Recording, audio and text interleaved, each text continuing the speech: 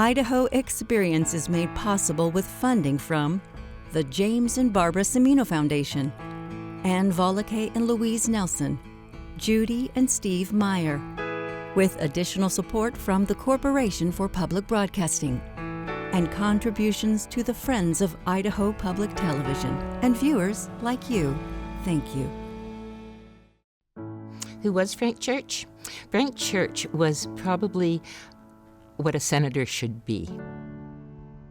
I think Frank Church would probably say that he was most proud of the number of lives that he helped save by limiting the war in Vietnam. Well, in my mind, he was one of the most courageous politicians of his day.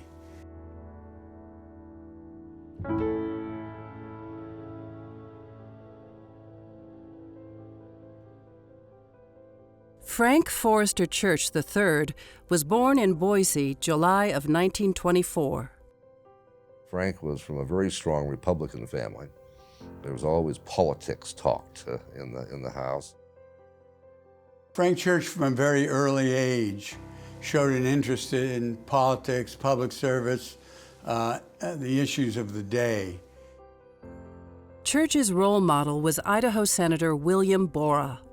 Borah was known as the Lion of the Senate, one of its greatest orators. It wasn't so much Borah's politics that Church admired as it was Borah's ability to sway an audience with words. In his junior year at Boise High School, Church entered and won the American Legion National High School Oratorical Contest, a major feat for a boy from Idaho. In his senior year, he was student body president, and there was a new, pretty brunette transferring from Idaho Falls, the daughter of Idaho's newly elected governor, Chase Clark. Her name was Bethene. But for Frank and Carl Burke and Stan Burns and my good friends, I might have been the most miserable person on earth moving in the middle of a senior year. Yeah. But instead, I just had a glorious time. The happy moments turned all too serious.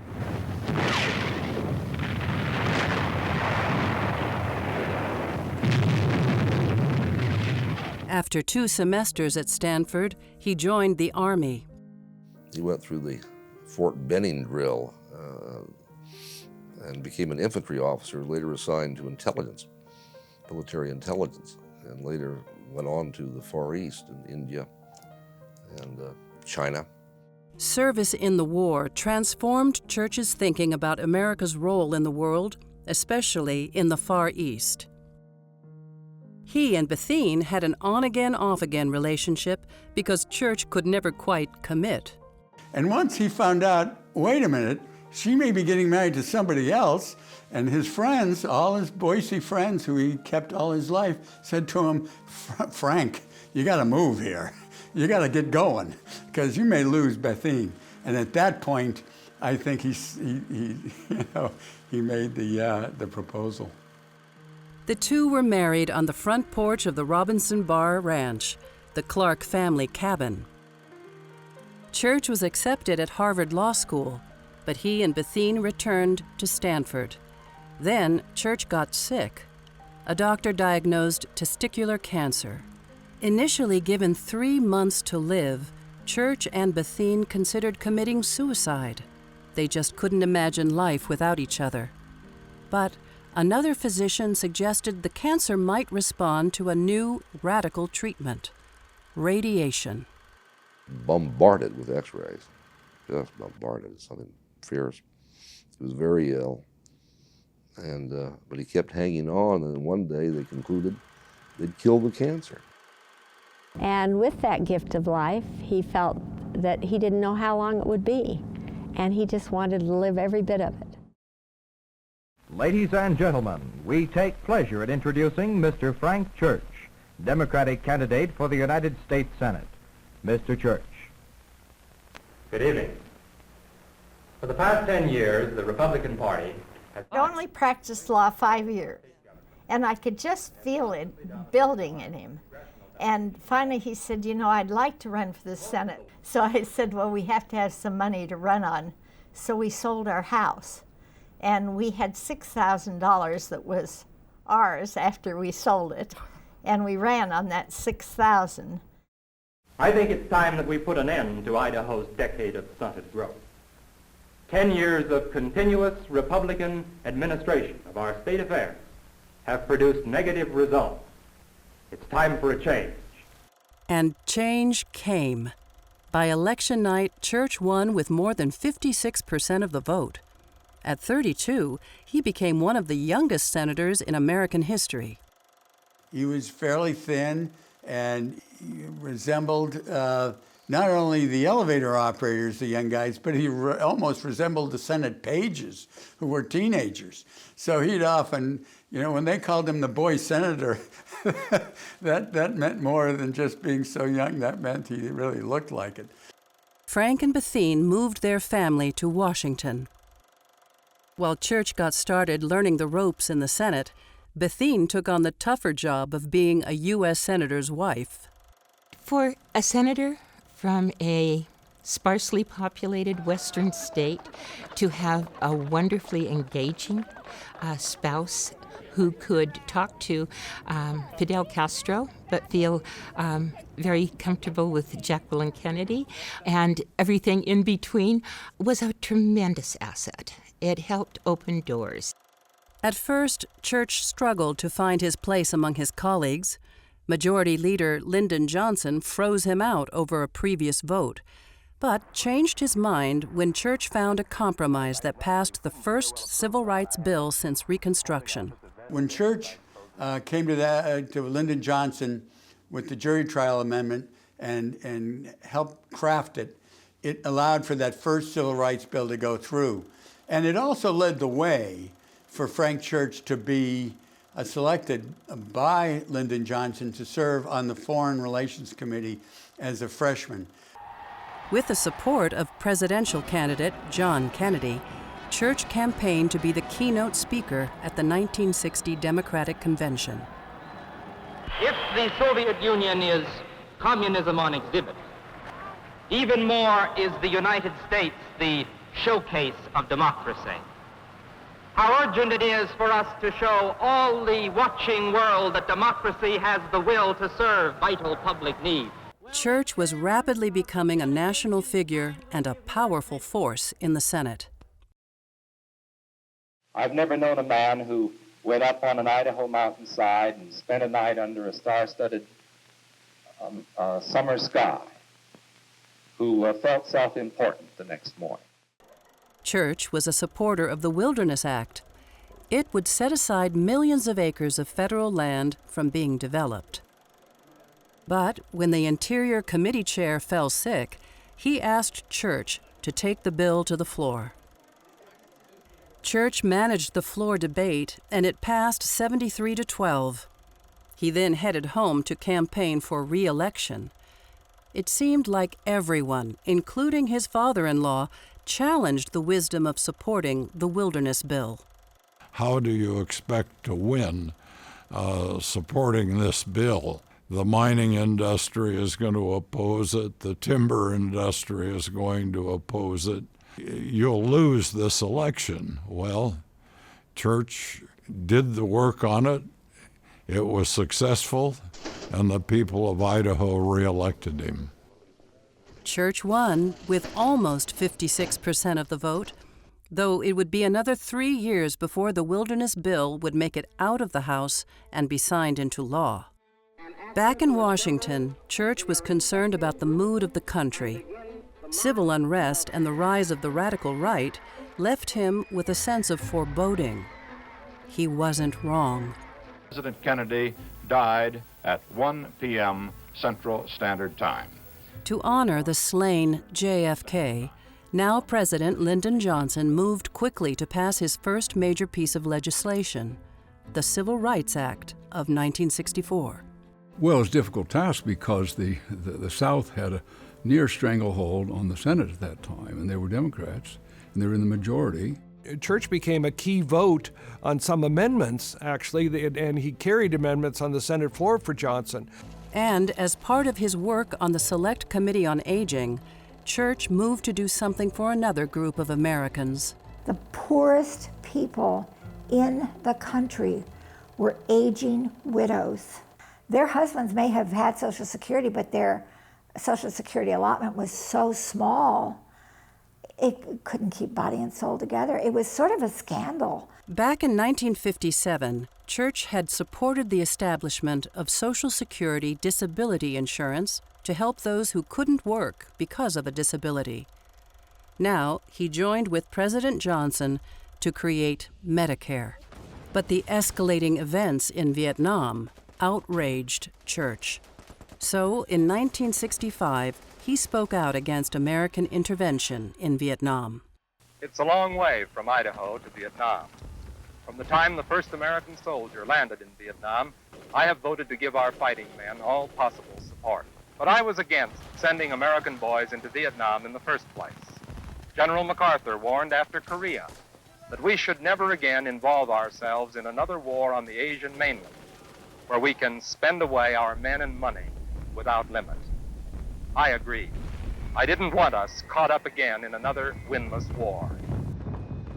Frank and I came out almost simultaneously against the war. We decided we had to begin speaking out more sharply, and we both took the floor of the Senate from January 1965 until the end of that war in trying to force a conclusion to it.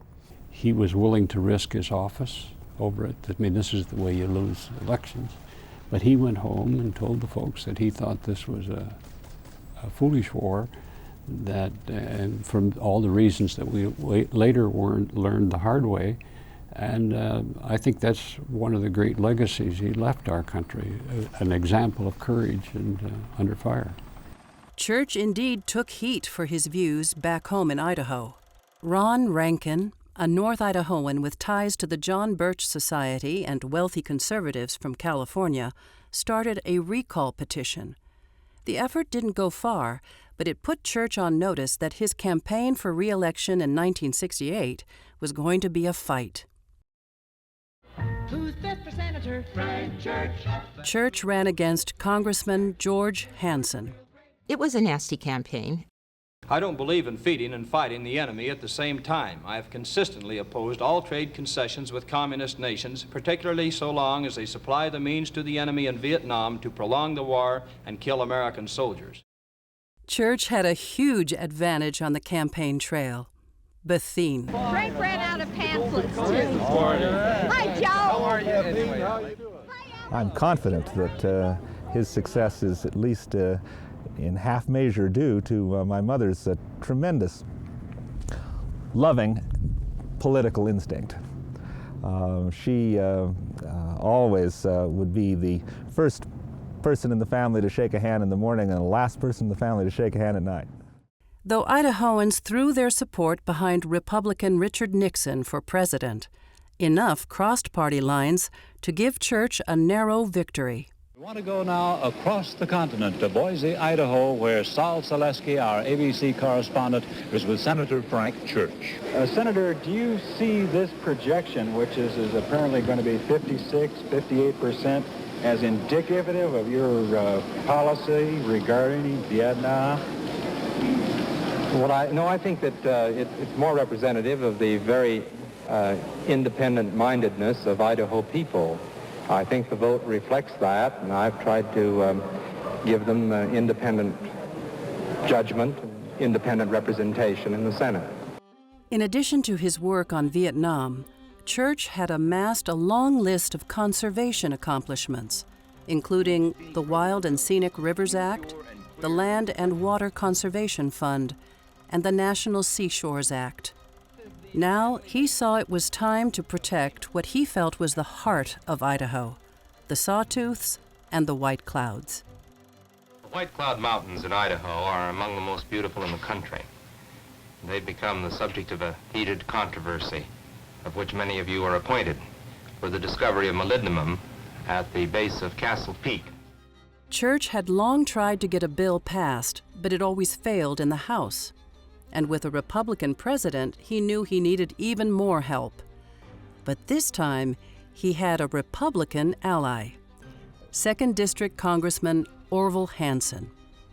Hansen got 1st District Congressman Jim McClure on board. We came together and decided that we would introduce the same legislation, try to push it. For me, a passage of this bill was especially gratifying, for it capped a personal effort of more than 12 years in the Senate. But the war in Vietnam raged on, and protests across the country led to civil unrest. Church reached across the aisle again to team up with Kentucky Republican Senator John Sherman Cooper. The series of Cooper-Church amendments prohibited the use of ground troops in Cambodia by cutting off funding. Church didn't forget other areas of national concern. Now chair of the Senate Special Committee on Aging, he pushed through legislation dramatically improving Social Security. If you're a Social Security recipient today, any increase you've received for cost of living increases in Social Security, you can thank Frank Church for.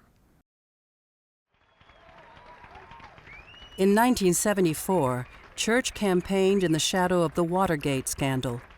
At first, no one thought it would be a tough race, but an old opponent used a new political action committee to spread dirt. I received a little deal on my gate the other day from John Bircher. I was wondering if you might want to make some comments relating to that information that was handed at my gate there. And I can't help but feel that it will backfire, because Idaho people are pretty intelligent people and pretty fair-minded people. And I just don't think that they're going to be taken in by a dirty trick campaign of this kind directed against me. I've been representing the state for 18 years, and I don't think the people of Idaho will buy this either. Church won by a large margin and went back to Washington thinking he might run for president. Instead, he faced one of the biggest challenges of his career. From CBS News, Washington. A spontaneous and unrehearsed news interview on Face the Nation. Cy Hirsch of the New York Times had produced several scathing reports outlining CIA efforts to destabilize foreign governments, tap the phones and read the mail of thousands of Americans, and many other covert operations of the nation's intelligence agencies. Senate Majority Leader Mike Mansfield knew there needed to be an investigation, but at first he wasn't sure Church was the man to do it. And he said to the senator, I don't want you running for president when you're chairman of this committee. And Church pledged to him that he would not have a campaign for president. So it was a huge assignment that Mansfield asked him to do. This was the NSA, the FBI, and the CIA. There was no oversight of those agencies until Church's work. We looked at the infiltration of the anti-war movement and the civil rights movement by America's intelligence agencies.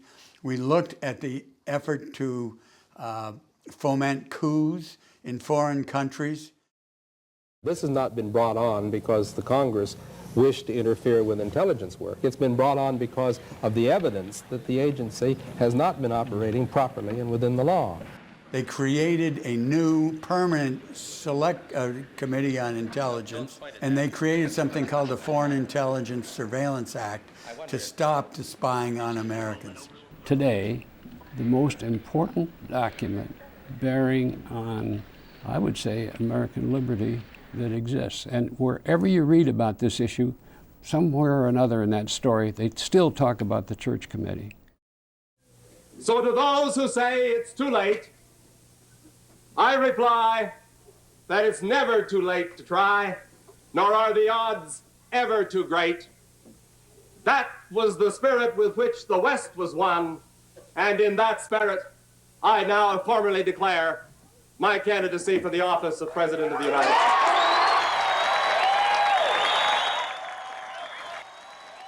Church entered the race for the presidency in March 1976.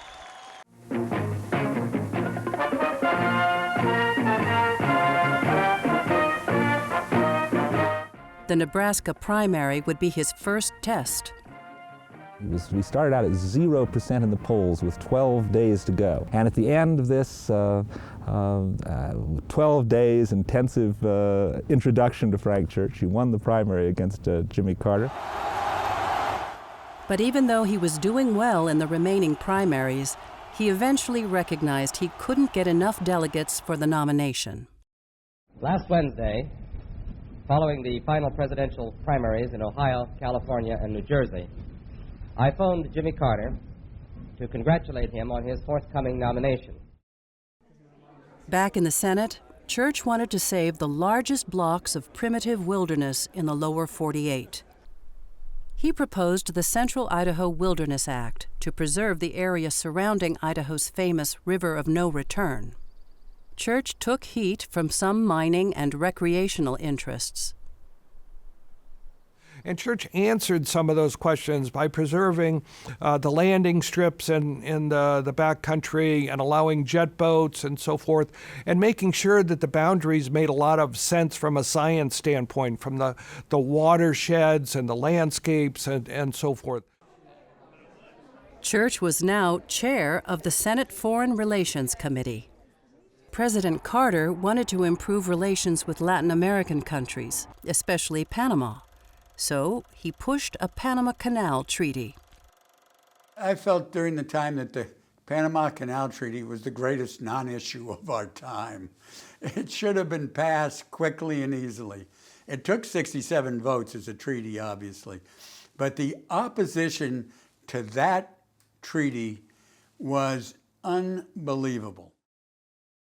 I know that many of the people who voted for the Panama Canal treaties in the Senate knew that it wasn't popular and could cost them their seat, and they voted for it anyway as a matter of conscience, as a matter of principle.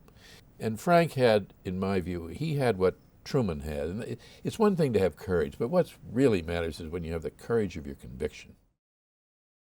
When we started to campaign, he said, look, we're not going to talk about this again, but I don't think we're going to win this one. I said, all right. And he said, but we have a lot of people who have a vested interest and who care terribly, and we just got to give it the best shot we can.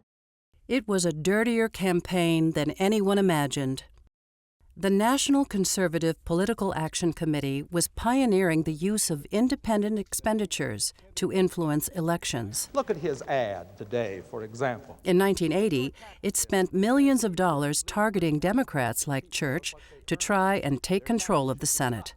In his first campaign in 1956, Church spent $10,000. In his 1980 race, he spent $3 million. And in the end of the day, we lost just a little bit over 4,000 votes, one of the closest Senate races in the entire country. And I remember the morning that he had been defeated, and of course it was so close nobody let him concede in the night before, although he wanted to. So we waited till the next morning, and someone said, well, what are you and Bethine going to do? And much to my surprise and everybody else's, he said, we've decided to stay together. And it just blew away the crowd. In January of 1984, doctors discovered advanced pancreatic cancer. Church went home, where he wanted to stay until the end. But for a guy who knew very young that his life might end all too soon, he lived it to the fullest, to the very fullest. To honor the man who had done so much for the institution of the Senate, for his home state, and for all Americans, Congress and President Reagan renamed the Idaho Central Wilderness as the Frank Church River of No Return Wilderness Area. And he always had this feeling that Borah was a great senator for Idaho. And he always was a little bit jealous that he had a mountain named after him. And he said to me, rather sweetly, just that last month before he died, he said, well, Bethine, I now have a lot of mountains and a lot of rivers. He said, I've really got a very special place. And then he grinned at me. It made it all worthwhile for him. Frank Forrester Church III died on April 7, 1984. He was 59. Not only did he teach us how to live, he also taught us how to die. My father, from a very early age, was touched with natural grace. He learned, following his struggle with cancer at the age of 23, that life is a gift and not a given. This gift comes with a price attached. My father was a bit like the day star, rising early to prominence, brilliant in the dusk and against the darkness, showing other stars the way. When it came time for him to go, when his precious flame flickered, he was ready. Peacefully, naturally, with serenity and grace, he returned his light unto the eternal horizon. Idaho Experience is made possible with funding from the James and Barbara Cimino Foundation, Ann Volokay and Louise Nelson, Judy and Steve Meyer, with additional support from the Corporation for Public Broadcasting, and contributions to the Friends of Idaho Public Television and viewers like you. Thank you.